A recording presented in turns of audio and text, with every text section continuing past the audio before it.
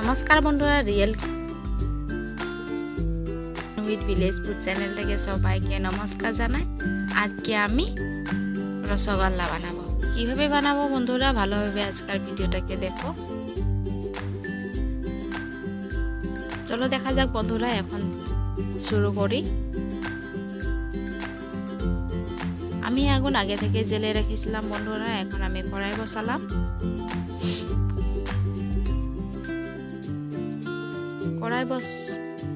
কড়াই বসার পর বন্ধুরা আমি হালকা গরম হতে দিয়ে আমি দুধ দিলাম।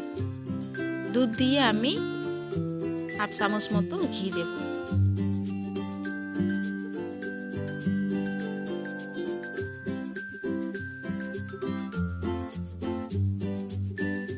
ঘি দিয়ে বন্ধুরা ভালোভাবে নাড়াচাড়া করে নেব, যাতে দুধ সাথে ঘিটা ভালোভাবে মিশে যায়।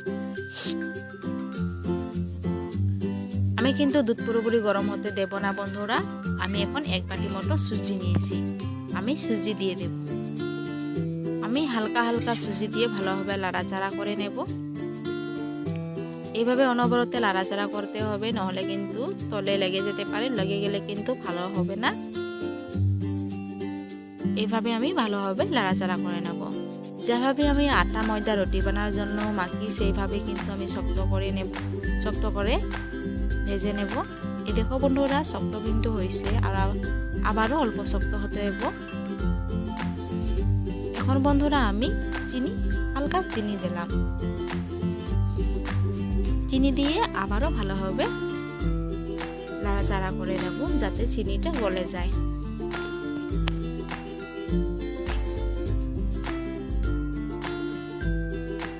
এখন ভাজা হয়ে গেছে, আমি একটা থালাতে তুলে নেব।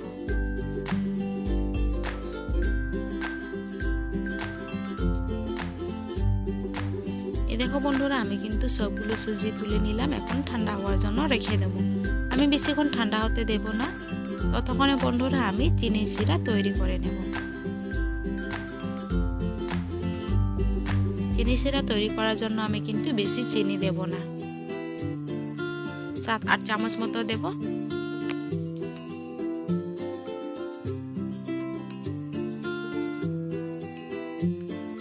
দেখো চিনি দেওয়া হয়ে গেছে বন্ধুরা। এখন আমি জল দেব। জল কিন্তু আমি 250 গ্রাম মতো জল দেব। জল কিন্তু বন্ধুরা আমি বেশি দেব না, আমি অল্প জল দিয়ে এইভাবে নাড়াচাড়া করে নেব। এই দেখো বন্ধুরা, আমি কিন্তু এখন ভালোভাবে শিরাটা বানিয়ে নেব, যাতে পাতলা হয়ে যায়। ততক্ষণে বন্ধুরা আমি সুজিগুলো মেখে নেব। অল্প অল্প ঠান্ডা হয়ে গেছে, আমি কিন্তু হাতে অল্প ঘি মাখিয়ে মেখে নেব সুজিটাকে। 2 হাতেই মেখে নেব তাড়াতাড়ি, যাতে মাখানো হয়ে যায়।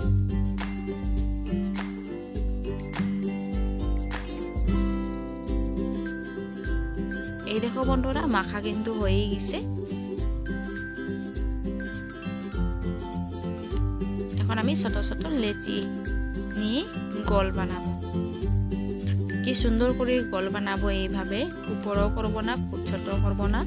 আরো বন্ধুরা একদম হেসে হেসে এইভাবে রোল বানাতে হবে, যাতে ক্র্যাক না আসে। ক্র্যাক আসলে কিন্তু মিষ্টিটা বানানোর সময় ভেঙে যেতে পারে। এই দেখো আমি কি সুন্দর করে একটা ছোট করে রোল বানিয়ে নিলাম। এইভাবে কিন্তু আমি সবগুলো মিষ্টি এক সমানে রোল বানিয়ে নেব। এই দেখো,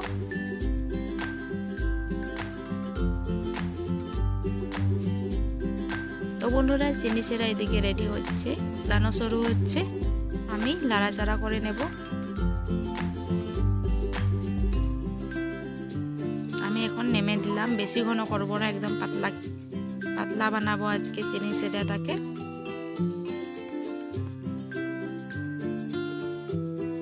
তো সব সুজি রোল বানানো হয়ে গেছে। এখন আমি আবারও চিনি শিরাটা বসাই দেব, ভালোভাবে উতলাতে দেব চিনি শিরাটাকে। এই দেখো বন্ধুরা আমি এক সমানে কিন্তু সবগুলো রোল বানিয়ে নিলাম। এখন চিনি শিরাটা আবারও ভালোভাবে উতলাতে দেব। এই দেখো বন্ধুরা কি সুন্দর করে উতলে গেছে।